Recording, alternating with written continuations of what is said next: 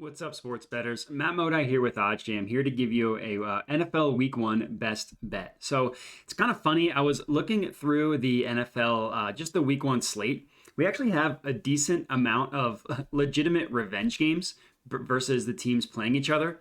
So the first one is the Browns at the Panthers. We have Baker Mayfield starting against his former team in the Browns. We have the Jaguars at the Commanders, which features Carson Wentz facing the Jaguars after his blow up in Week 18 last year. Just needed to beat the lowly Jags. The Colts go to the playoffs. Carson Wentz wet his pants, and guess what? His first opponent, those same Jaguars. We get the Raiders at the Vikings, where if these two teams just tied in that Week 18 game, they both make the playoffs. The Raiders opt to kick a field goal. They win. Chargers get booted from the playoffs. And lastly, my absolute favorite revenge game, Broncos at the Seahawks. We have Russell Wilson on Monday Night Football returning home to face Seattle. Incredibly exciting stuff. And this is actually the game that I'm going to focus on for this video, the Broncos at the Seahawks. I'm going to do a deep dive on this game, excuse me, and then have a best bet for you guys. So looking at the matchup, unsurprisingly, the Broncos are heavy favorites here with Russell Wilson, with Seattle being pretty much a joke recently. Odds pulled obviously from OddsJam.com. Just go to sports, NFL, you choose the game, and here we have it. But I will say there is some pretty good value if you get the Broncos money line, if you can get them at 215, minus 215 on FanDuel. This line opened up at, I think, the Broncos minus 190. So the Broncos money line has already been bet up a pretty decent amount to them at minus 215 on FanDuel. If you want to look at the point spread, I'm pretty sure this point spread opened up at Broncos -3, -3.5, -4. And now we see them all the way at 5 to 6, depending on where you look. If you did want to get them at -5, the PointsBet and FoxBet lines are pretty good, getting them at -5. Both the OddsJam line, which is the sharpest line in the world, and the Bet Online line heavily favor the Broncos -5 on this one. So getting them at -110 odds, I think, is valuable. Other than that, not a ton of value I'm seeing here. If you want to look at the total, again, not a lot of value that I found on the total. Looks like the total, depending where you look, is ranging from 41.5 to 42.5, depending on the books.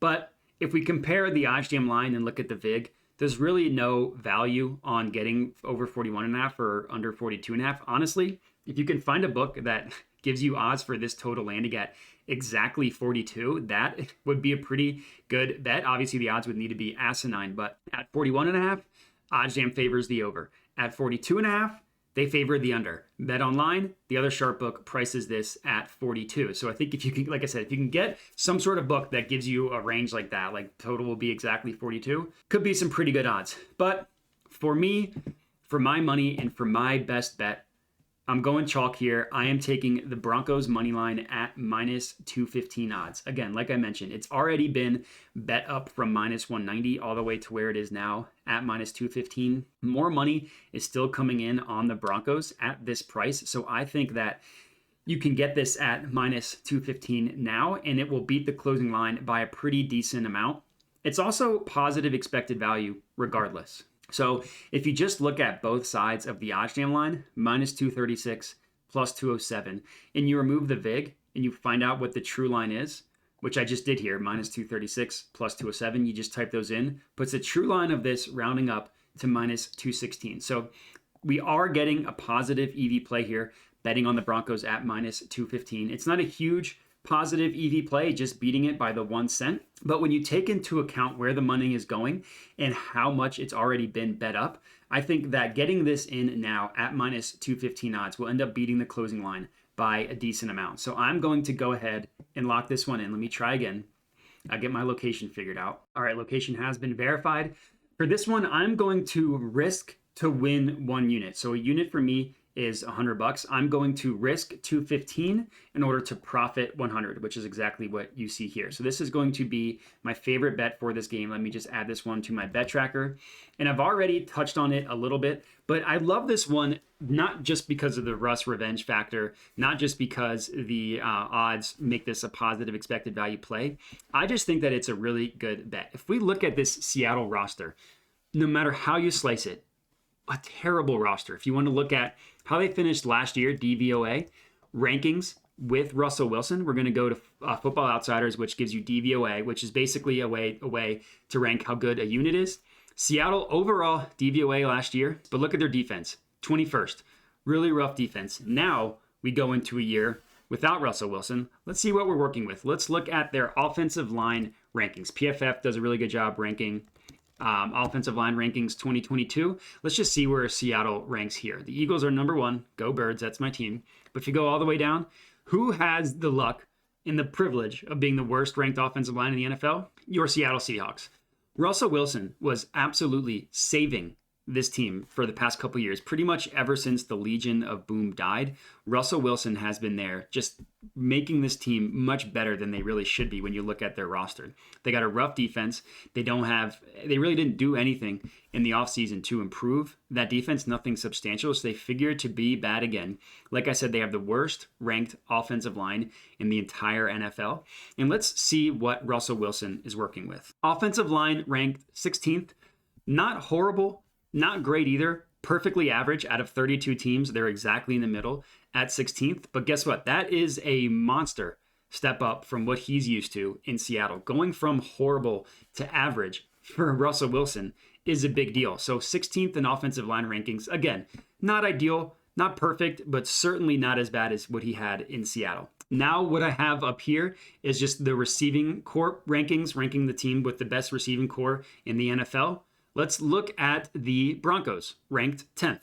Again, not bad, but top third in the league, ranked 10th is pretty good. He's got Cortland Sutton to throw to. Tim Patrick, unfortunately, went down, which hurts. But he's got Jerry Jeudy. He's got 2 pretty good running backs that he could throw to, and this only ranks the receivers. He's also got an okay tight end in Albert Aguibanon. But let's see where Seattle ranks. 2 good receivers. They're ranked down at 13th. So even though they have 2 good receivers in DK Metcalf and Tyler Lockett, the Broncos receiving core is ranked higher. And the Broncos defense, it'll be interesting to see what they're going to look like without Vic Fangio. They kind of have been struggling recently, but a lot of that you can blame on their poor quarterback. You'd be surprised at how well a defense performs because of a change of quarterback. It's like a switch is flipped and they realize they have a lot more to play for when they have a good quarterback. So I would say if I am placing risk on this bet, maybe Russell Wilson doesn't play as well. He's got too much nerves. He tries to do too much and he struggles at home.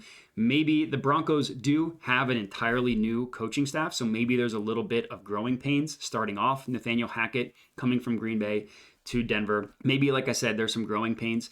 And as much talent as their defense has had for the past couple years with a defensive-minded head coach in Vic Fangio, their defense wasn't great analytically rated the past couple years. I personally chalk that up to bad quarterback play because they had to face more drives, they had to face shorter fields because of turnovers, and they just had to do too much. Their defense was always put in a rough position. Not the case anymore with Russell Wilson. I think they've got talent. I think they could have legitimately top half defense after struggling the past couple of years. So all in all, getting the Broncos at minus 215 odds on FanDuel, I think there is a ton of value in. Again, I risked 215 to profit 1 unit. So whatever you are unit sizing this at home, keep that in mind. Risk to win a unit, and that's going to be it. My favorite bet for all the revenge games going on in the NFL Week 1. This one happening to be on Monday night. It's pretty exciting. But if you're tailing, let me know. I would love to hear it. Comment on the video. Let me know you're tailing. Other than that, please remember to like the video, subscribe to the OddsJam YouTube channel, and that's all I got. So I appreciate you guys watching. Happy betting, happy watching for the NFL, and good luck.